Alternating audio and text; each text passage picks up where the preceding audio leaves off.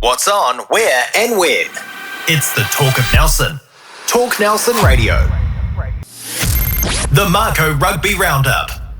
Welcome to the Mako Rugby Roundup. It's episode 1 of Series 2, Les. We made it, Les. Welcome back to my partner in crime, Les Edwards. Have a good summer break. Yes, I did, and it's a pleasure to be here in a new venue, O'Shedigan's in Nelson. That's right. Absolutely. And, mate, I guess the old saying of you never would have thunk it, eh? But here we are, right. Episode 1 of season 2. I'm really pleased that we're able to get going again. Ready for 2023. And as you mentioned, we have a new venue sponsor, our first sponsor, in fact. And it's a warm welcome to Sean Davis from O'Shedigan's. How are you, Sean? Bloody good, thanks, mate. Thanks for having us get involved, season 2. Yeah. Well done surviving the first season of it, guys, and happy to be involved. O'Shedigan's is a new bar that's opened up on Bridge Street. So do you want to tell us a little bit about that journey? Yeah, for sure. It was it's been a bit of a journey. We started this process a couple of years ago, basically took on a fairly rundown bar in the middle of town that wasn't open, and got to work, a bit of paint, and a few stressful evenings later, managed to open just a couple of weeks ago. So, happy to be up and running. So the old Paradox Bar, Chris, people would remember that from Nelson. It's now, of course, the brand spanking new O'Shedigan's, and looks $1 million, Sean. Yeah, thanks, mate. Yep, a bit of a change from Paradox sort of style. With a big focus now going more towards live sport and that form of entertainment as opposed to what used to be here. But yeah, it's good to be running. Yeah, great. And you're open mainly in the day, but also open at night. Exactly. Open 7 days. So it's full trade. We're usually from 11 a.m. through to late every night. So yeah. Wow. Yeah. There you go. Lots of hours. Oh, great to have you on board, mate. We'll talk more about what's happening with the venue and other things you're involved in. Our other guest today is Lyndon Bray, CEO of the Tasman Rugby Union.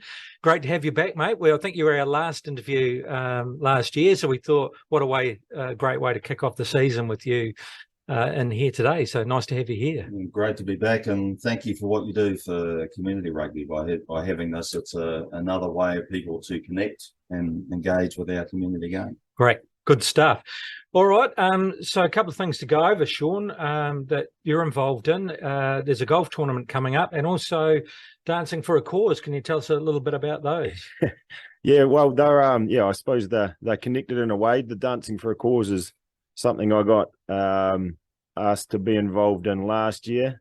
And, at the time, I just sort of said yes to be involved in something to help a great cause. It's all fundraising for Nelson Tasman Hospice. That was last November, and the event's in May, so it's starting to get a bit closer now where it's all becoming a little bit real. So we're flat out training, and I've got a very patient dance partner that's trying to teach me the steps and the routines. So that's coming up in May. So as part of that process is the fundraising, which is on the 5th of May, we're holding an Ambrose golf tournament. The Mai Tai course, which it'll be good to see everyone involved. And we've got plenty of teams, and everyone's quite keen to be involved. Again, it's all for hospice. So yeah. Oh, fantastic. Great cause.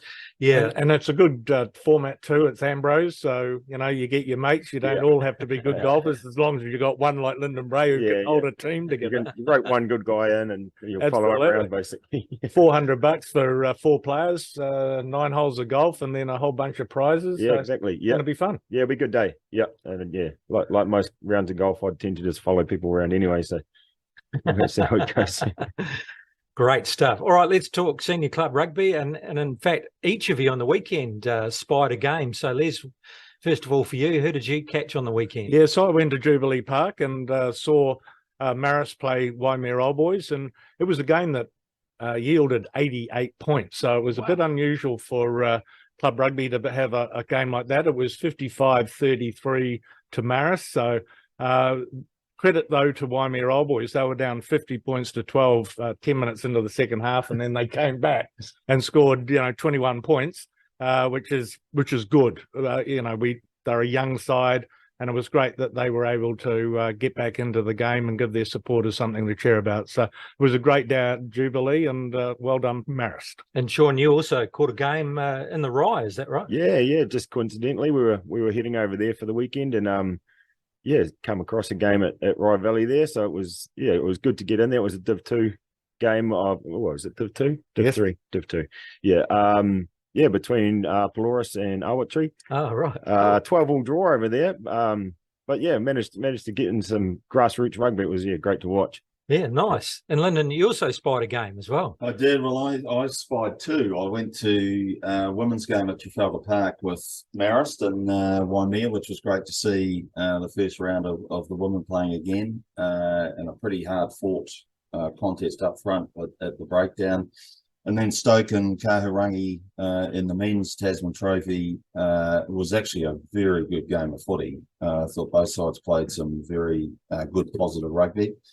And I thought Stoke, they deserved to win, I thought. And that may be a surprise to some people, but they're toppling Kahurangi early in the year, but they looked really good. Yeah, wow, good stuff. Yeah. All right, let's get on to round 3 of Senior Men Div 1. Les, the lineup for this weekend, what does it look like? Yeah, Stoke at home again at Green Meadows. They're hosting Waimea Old Boys. Over in Rewaka, Kahurangi hosting Nelson. And then there's a game over in Awarua Park, Spring Creek, between Muteri and Waitoi. Marison Central have the bye. So, if you look at the form from the last 2 rounds, you would have to think that Stoke would prevail against Waimea Old Boys.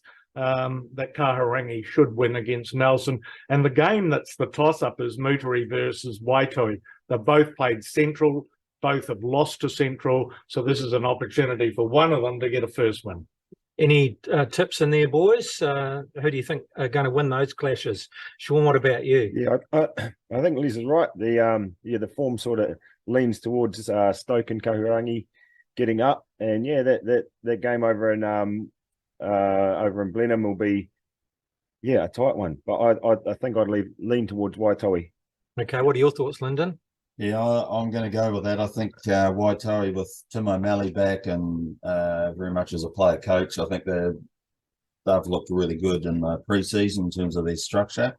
But I'd put a shout out for the fact that Moteri, they had over 35 players at training last week. Wow. And they've really grown, I guess, the passion and the loyalty back into their jersey. And I know they've got a coach who's highly passionate, and Lauren Gain, who is really the club leader out there. I think they've done a grand job in getting the numbers back. So who knows?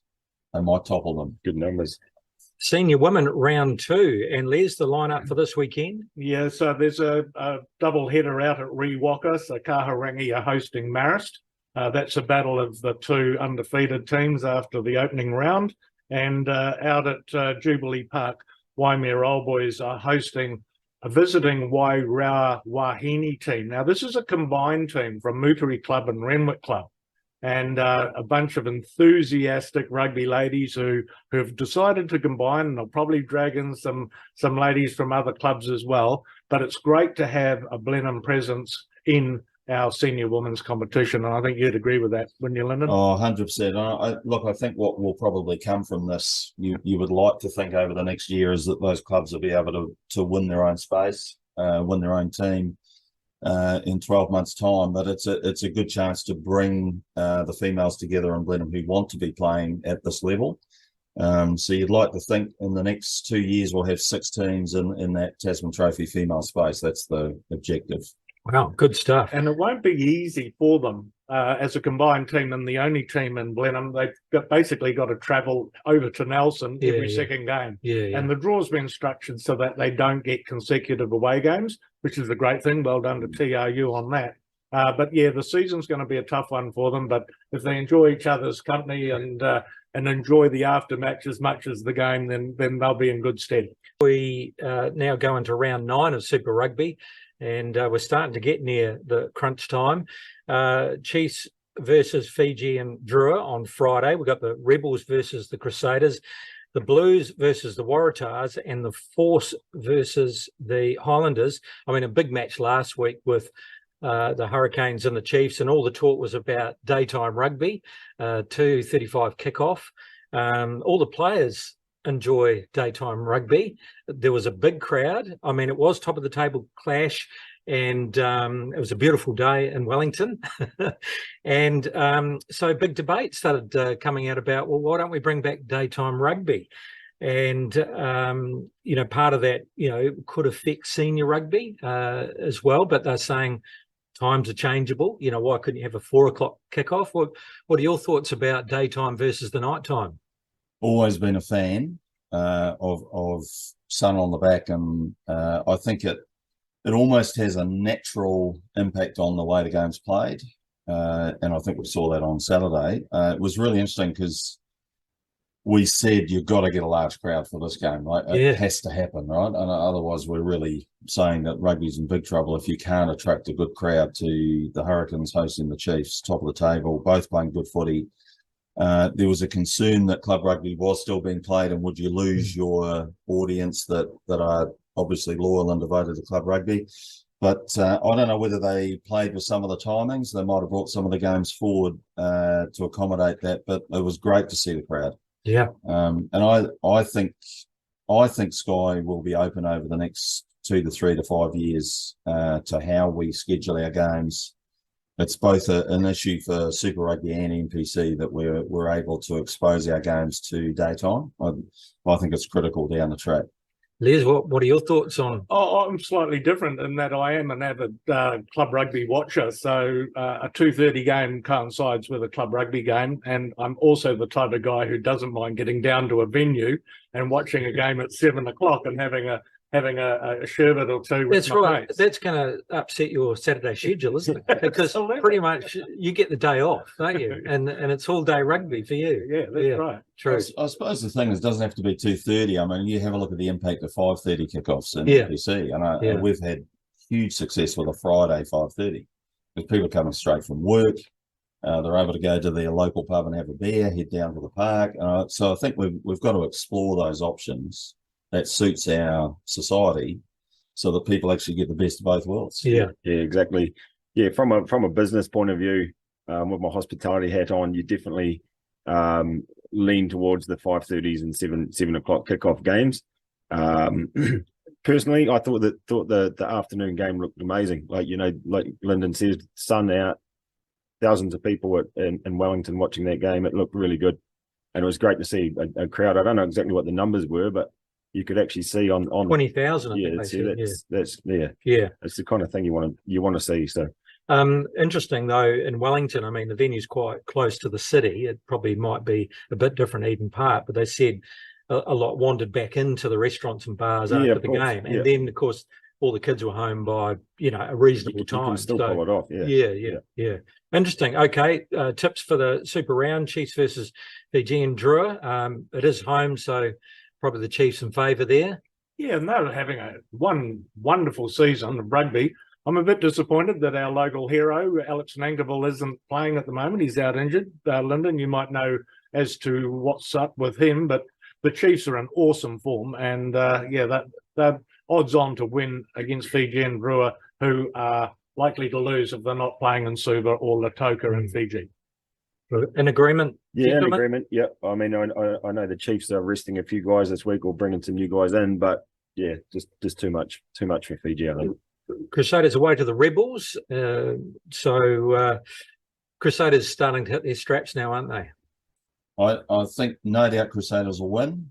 However, I often think these are the games Crusaders never play as well as they should. Right. Same when they go to Perth.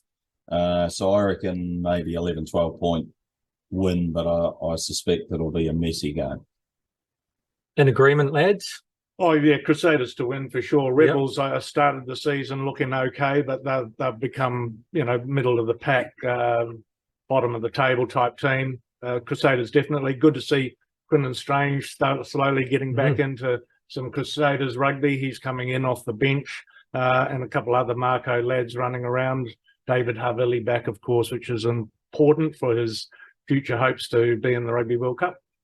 Blues versus Waratahs. Blues, it probably hasn't entirely gone their way this season.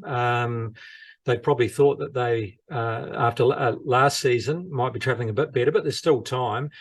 It is at home, so you'd expect them to have the advantage, but Waratahs never an easy side to play. Yeah, exactly. I actually think, the Blues at the start of the season, I was pretty confident they were going to be right up there. I do worry against teams like the Waratahs. They do tend to scare the Blues a wee bit, and I think there's potential for a bit of an upset on this one. Yeah, I think definitely Blues to win. Just on a side note, great to see Rico Ione signing on with New Zealand Rugby through to possibly the second World Cup, so 2027. That's awesome for New Zealand Rugby. There's a couple others that they've got to get into the fold as well long term, but good to see New Zealand Rugby thinking ahead. You in agreement, Blues? Yes, I think Blues comfortably. I think it's time for them to perform. Right. Okay. Good stuff. And here we go. The Force versus Highlanders. Force at home. I'm probably picking the Force here. Well, you should. You're a Perth boy. They used to, when they first started, they used to get 35,000 people to those games. And it just depended, it didn't really matter if you followed rugby or not. If a big game was on, everybody went to it. And it was such a big occasion. It was fantastic to be part of. But, I'm picking the Force will give them a real run for the money, although the Highlanders have improved slightly, I think, as the season's gone on. Yeah, exactly. I do have to disagree. I've got a strange habit of not being able to tip against the Highlanders ever. So, oh, good stuff. So you're going to twist that one. Yeah, well, without Smith and Fakatava at halfback for the Highlanders, that leaves a little bit of an opportunity. So a couple of rookie club players playing halfback. Also, though, the Force just aren't quite putting it together at the moment. They're still searching, I think, for a first five halfback combination, and they lost a starting first five in minute one of their game last weekend to an undetected late high and dangerous tackle. So really things don't go well when you're not at the top of the table. Decisions like that can go against you. So I'll stick with the New Zealand side, the Highlanders, by 1-12. I'm Dunedin born, so there's no way I go against the Highlanders, and I think it'll be 11 points. Oh, there you go. Okay, so not a walkover. It'll be a tight game. You're the Mako Rugby Roundup, coming to you from O'Shedigan's Bar on Bridge Street. Thanks to Sean Davis for coming on board. Our special guest today is Lyndon Bray, CEO of the Tasman Rugby Union. It's great to have you with us, getting ready for the 2023 season. So, first of all, how did you spend your summer?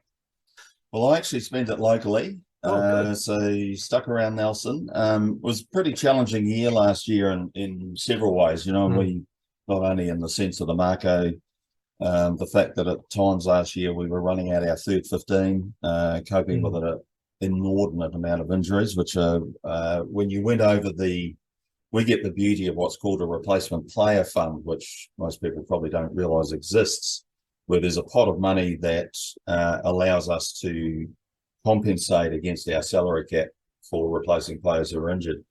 And we had a record, I think, as a Mako. I think it's one of the highest levels of medical certificates that went through that system, which is, just tells a story about how hard it was last year for the Mako. Two new head coaches coping with that right through the season. I think in review, you'd say it was quite admirable. They got as close as they did to the quarterfinal. Disappointing as it was to miss out. But also just from a whole commercial financial perspective, and I'm sure my business guy sitting at this table would understand exactly the challenges coming out of COVID.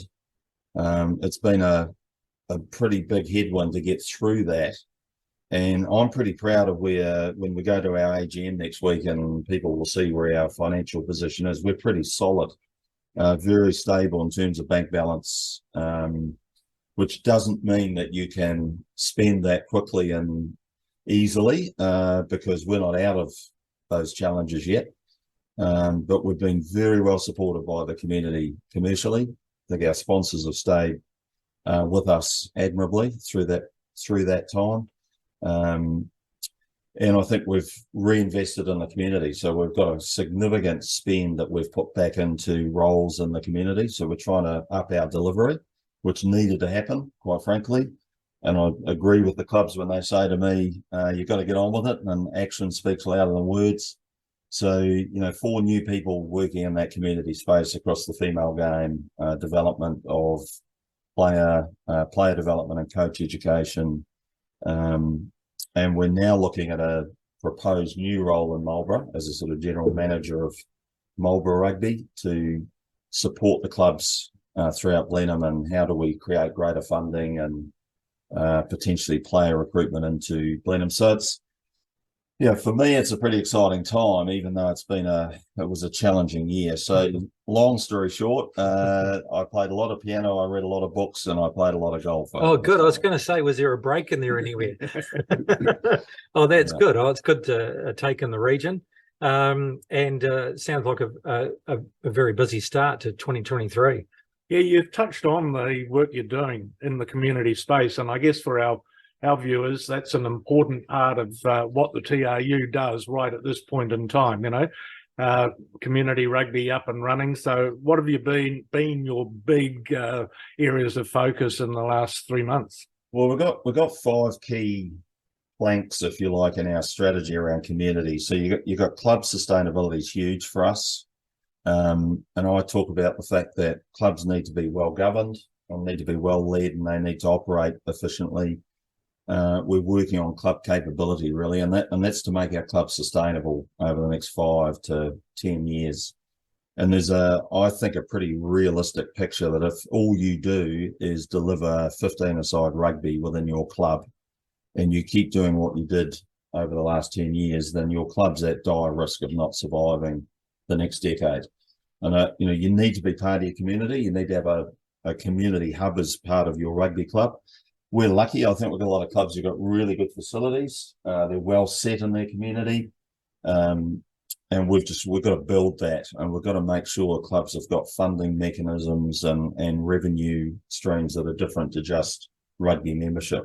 And I think that's a real challenge for clubs to get their head around that and understand how do they operate in their community in a way that's beyond rugby. But that's part of our drive for the future. Protecting our 15-a-side game is a key one. So we understand we've got to reimagine the game to a large extent. We've got to have different offerings. Ripper Rugby at an adult level is a great example in Nelson this year that the clubs are implementing, which I think is really cool. And it's a way of bringing men and women into the club, particularly where their kids play rugby, and then have adults playing a different version, which doesn't have any contact, would be great. Partnering with touch rugby to get touch rugby on the rugby fields and rugby clubs. How do you use your facilities for the community that attracts income? But that 15-a-side piece, getting players from school through back to clubs. We've got an under-14 trial this year where the Nelson clubs are retaining their players from under-13 to under-14. We've got the support of most of our schools. I'm not going to say all, but most have supported it. And I think that's a really interesting initiative to see if we can attract more players remaining on a continuum with their club. Because we have up to 70% drop-off from 13 to 19. So, and obviously growing the female space, how do we do that? So we've employed a full-time female manager, Estelle Urin, who was an ex-Canterbury player, now lives and has worked in Nelson. So we've been lucky enough to get her in, and she's building a strategy for under-15s, under-18 senior women, and how do you grow and build that space so that can be enduring. And then lastly, that whole age grade topic is one big strategy. So we've got Quinton McDonald working in Marlborough, a great profile as a Mako. Got some great feedback already around what he's doing with junior kids, male and female, ripper tournaments, going into schools and creating coaching clinics, and that's really exciting. Yeah, wow. Geez, it's a big piece of work, isn't it? Yeah, you touched on it before there, Lyndon. From a financials perspective, How's the TRU looking in comparisons to previous years? Well, oddly enough, we actually have more money in the bank than we have had for probably the past 3 or 4 years. So you've really got to go back to pre-COVID for when we had as strong a cash reserves as what we got now. Now, that was obviously helped by the Silver Lake deal. Yep. So part of the operating income for last year was $1 million. Now, that has a significant impact, obviously, on your revenue line. However, although we ran at a significant loss to our budget last year, we will net a pretty reasonable surplus, and we've used that, I think, very wisely. So we put the $1 million away in a term deposit quite deliberately. Yep. We've used our reserves to continue to work our normal operating income. So we're up over $3 million in the bank, and I think we're one of only 4 unions in the country that are anywhere near that figure. Obviously, Auckland, Canterbury, way above us, but that's for obvious reasons in terms of their size and the fact that they benefit from Test rugby, which we don't. So I think we should be very proud as a union what we've achieved in that space. So we've maintained that. We put some extra investment last year into the club capability model in Nelson. And we're trying to resolve how we do that in Marlborough, which will require more funding from us, but that's slap bang into making clubs more sustainable. We had some building issues last year, so we had to repair our building, and we had some Mako overspend because of all these injuries that we faced in the last year's season. So, and we didn't hit our revenue as high as we would have liked. But nonetheless, we still increased. So there's a lot of good signs. We had to weather that loss, if you like. But technically speaking, when you go to your financials, you actually make a profit. And what we have to be mindful of is we don't get another $1 million payout in 2024, but or 23, but our uplift from provincial union funding is quite significant. So we've chosen to reinvest that into the community, even if that risks running tight this year, because we can't afford to delay investing in the community game post-COVID. Yeah, makes sense that you do guard against further erosion in that community rugby space. So high performance is also an important piece of the TRU puzzle. So, where are you at with a coaching crew for 2023 Mako season, and are they out and about looking at local players? Yeah, so you've got Gray Cornelius, Dan Perrin as co-head coaches again, and obviously Dan's down at the Crusaders. So Gray's really done a bit of a step up into leading the whole Mako direction through the first half of the year. He'll get his mate Dan back when we start the season. And then you've got Hawani McDonald, who's based in Marlborough, ex-Highlanders, went across to Japan, and he was with us last year. So they're the 3 primary coaches. We'll try to support them with some other coaching resources as we head into the season. But they're the 3 that will primarily take the task on. And in terms of local talent, my view is they work very, very hard across both Blenheim and Nelson with a group of players who they are trying to grow physically and technically and mentally so that they are up to potential selection for the Mako going forward. So that, and we're helped by the Crusaders Academy in that space. So we've got some very good young players coming through that system. I know they've had a watch list of some key club players. It was really interesting watching Stoke last week. There's a guy called Daniel Dixon who's joined Stoke. Very strong young lad who plays number 6. Come into the area, goes out, last minute of the game, dislocates his shoulder. So, they're the sort of challenges you face with our modern game. I think we do have a lot more injury that we have to deal with. So we've got some issues already with injury that they're going to have to mitigate. That's the wonderful challenge of that game. The injury curse of 2022 rears its ugly head in the last minute of a club game. But that's going to happen, and I'm sure that you have to have contingencies, and I'm sure Gray Cornelius and Hawani McDonald are looking at club players who can fill that space. I have to say that when I watch our community rugby, I do see an amazing number of very, very talented young people, and the opportunities are there for them. So, and a big part of that is the Crusaders Academy based in Nelson, which Paul Galland is running, and I'm sure you've got a pretty good bunch of boys in there at the moment. Yeah, and 4 of them are local lads and 4 from outside the region. And those 4 that come in live, work, play in our community. So that's a really important part of that academy process. We've got to somehow balance that with what we do in the Blenheim environment with the potential Mako Academy, which is something we've talked about several times about trying to build at some point in our future.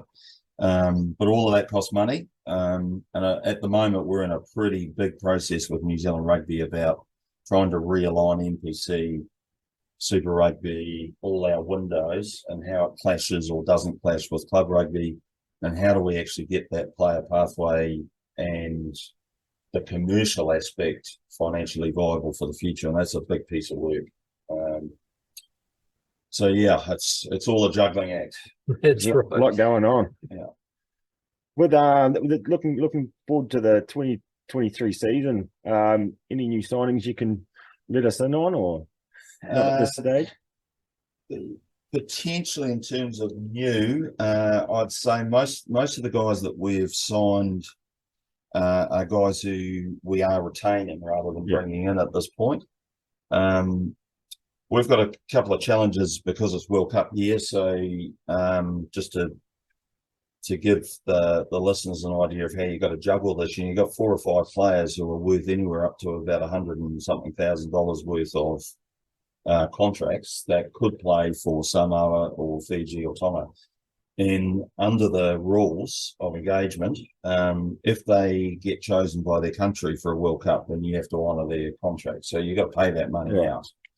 Of course, you've also got to replace them. So there's an immediate problematic issue with that in terms of your ability to manage that player schedule. So we're waiting with bated breath to see where those players will end up in terms of selection. Also, they have a choice. They either commit to New Zealand because they have the ambition or desire to play for the All Blacks down the track, commit to a Super Rugby franchise in this country, which would mean they would turn their back on that offer and stay with the Mako and stay with New Zealand Rugby. So that's what the player has to decide, and then their choices will impact our schedule and who we have to bring in. So that some of what we are looking at we can't do till later in the season. Yeah, but by my count, that could be up to 13 players. If you look at the 8 current All Blacks, the 4 current Samoa players, and Levi Amua, who seems to be up in a state of he's got so many options that it'll be very interesting to see where he ends up. So, would you say though that because of that, that's 13 players out of currently contracted players? Yeah, there is a big opportunity for local players to get Mako games this year. Oh, absolutely, and you know, where I see it working for a group of local players is what we call a development contract, where you bring them in, they train with the team, and they get the opportunity to get out on the field. And we do this with whether they come from the outside or from our own region, but particularly younger players. So it gives them an opportunity to sign up, train, and prove their mettle, if you like, at that next level. And I think that the challenge for a club player is that playing Marist versus Kahurangi is one thing.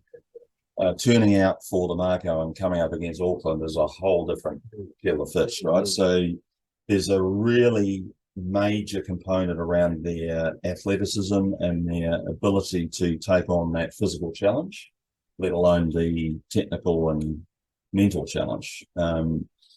You know, it's really interesting when you just step through different games. I'll watch the women's game at Trafalgar Park, then you go and watch the men's game at Stoke, and the sheer pace of that ball disappearing from a breakdown onto the next phase of play is 10 times faster, right? Well, that's exactly what the boys find when they step up and they play Auckland. So they lose all their time and space So it's how do you get club players able to feel that and understand that and get a taste of that rugby as well as their club rugby, so that they understand what needs, what requirements they have to put in place.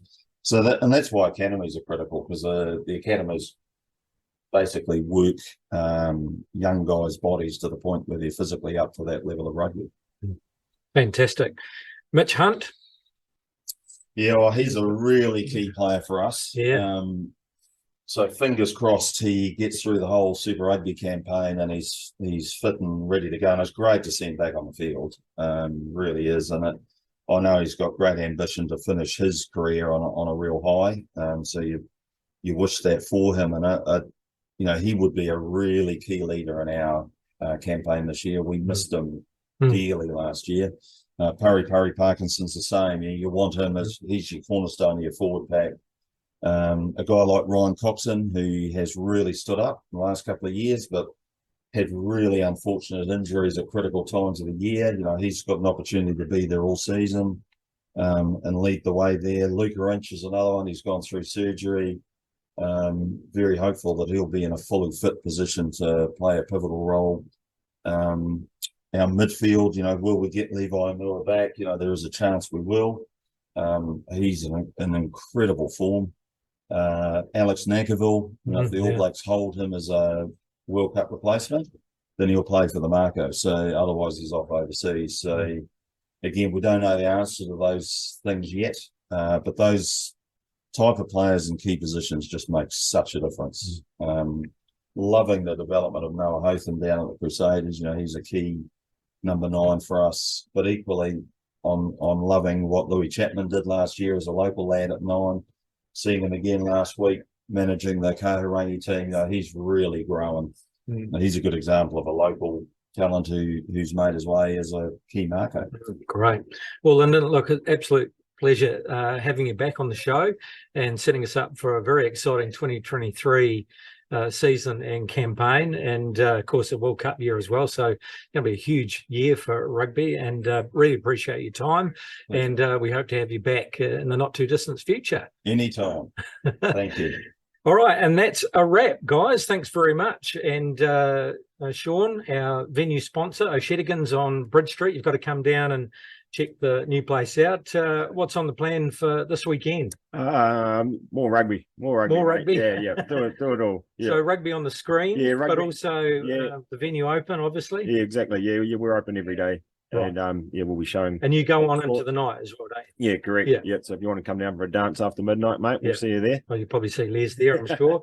And Les, pleasure having you back, mate. It's great to get the season underway again. Yeah, looking forward to more shows. I'm heading out to Rewalker to watch Marist women play Kahurangi women. Right. Then I'll stick around and watch the game Kahurangi v Nelson. So, and then I'll be back to O'Shedigan's to watch the 7:00 game. Well, there you go. Rugby's quite heavily on your social calendar, isn't it? Yeah. Okay. Well, thanks very much. That was episode 1 of season 2 for 2023. We've enjoyed bringing the show to you, and we'll be back again at O'Shedigan's next week. The Mako Rugby Roundup. What's on, where and when? It's the Talk of Nelson. Talk Nelson Radio.